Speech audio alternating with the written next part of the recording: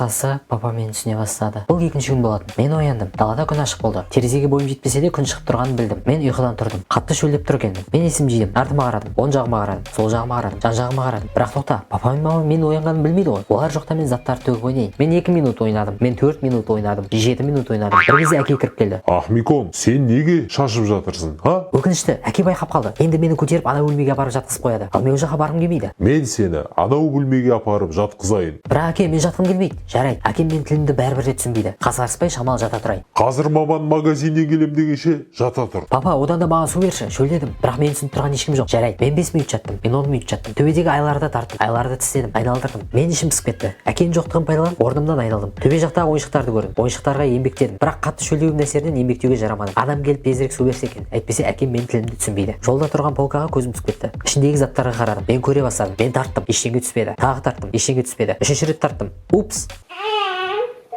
ойбай, мама, су ішесің ба? Су. Қысқасы, папа мені түсіне бастады. Ей досым, әзірге мен су ішіп жатқанда сен менің арнама жазылуды ұмытпа. Және де ең көп лайк жинаған коммент иесі менен 500 бірлік ұтып алады. Сәттілік.